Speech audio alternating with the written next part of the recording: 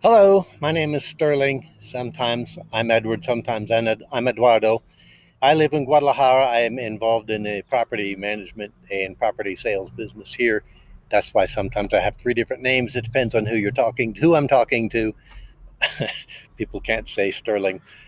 Anyway, I've done an analysis here and I've decided to buy a second home as a rental, as an investment. I'm going to use it either as a straight rental or possibly as an Airbnb is another option I'm thinking of. In another video, I talked about the generalities of investing in real estate in Mexico, why it's a great idea in Mexico and not necessarily a great idea in the United States.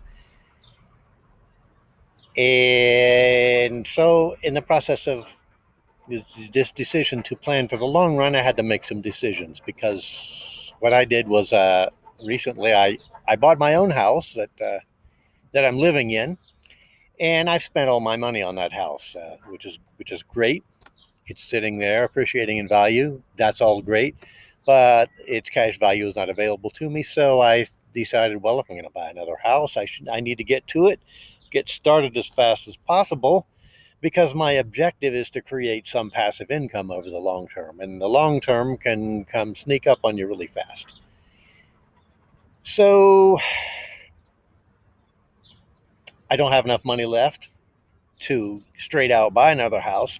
Neither do I really have enough left to comfortably make a down payment and have anything left over. So I've got to decide whether I'm just going to work really hard and save up some money to come up with a significant down payment, or would it be in my favor to take the easier way out and borrow some money for a down payment.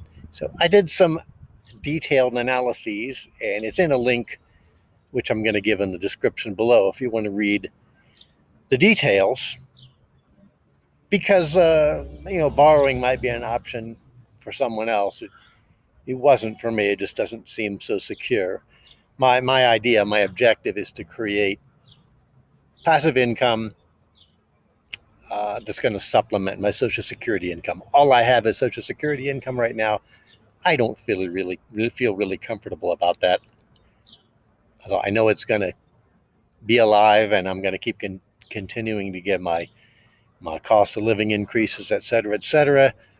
I want to build a backup for my wife and my family. So that those are my objectives. So I did three analyses. I won't go through all the details here.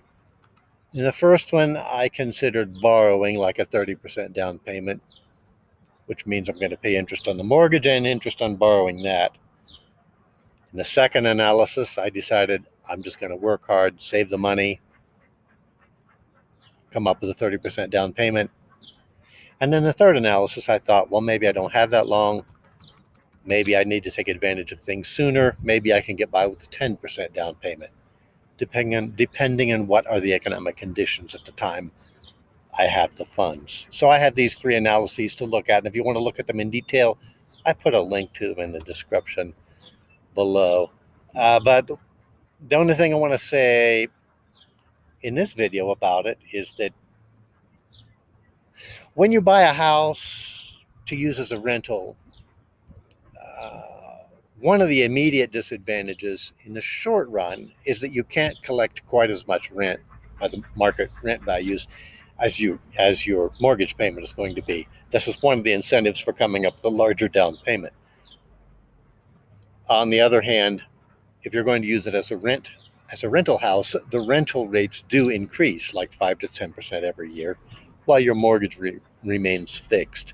So at about the 4 to 8 year mark, depending on your down payment and depending on how much, whether you had to borrow for the down payment or not, at about the 4 year mark to 8 year mark, you reach an equal point where you're collecting enough rent to pay your mortgage, and all that time your house has been appreciating like 5 to 10% per year from the beginning. So even though it looks bad these first 4 years, you're really making money. You just don't see it. It's invisible.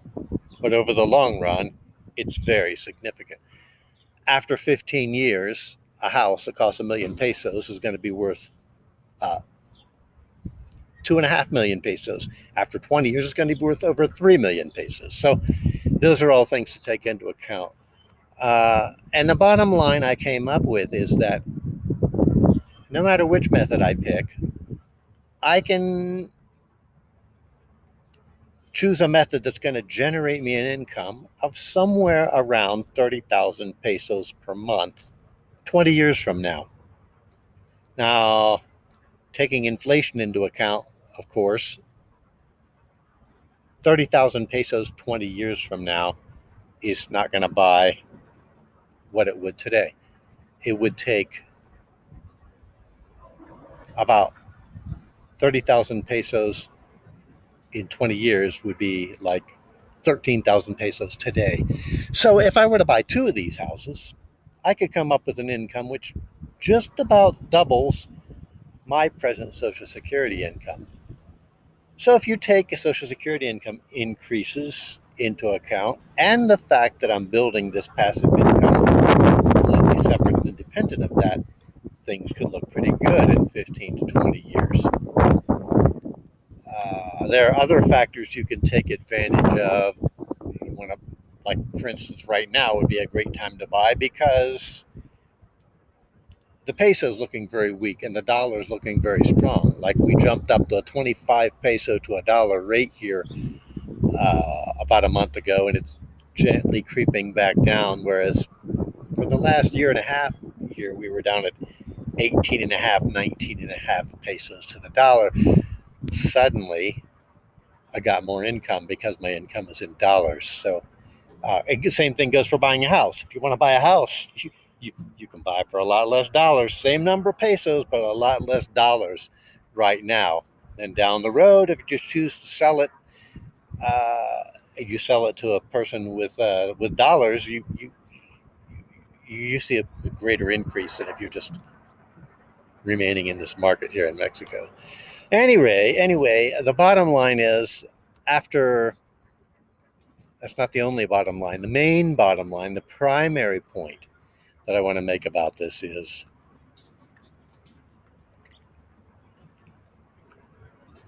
after the house is paid for, it's pure profit. So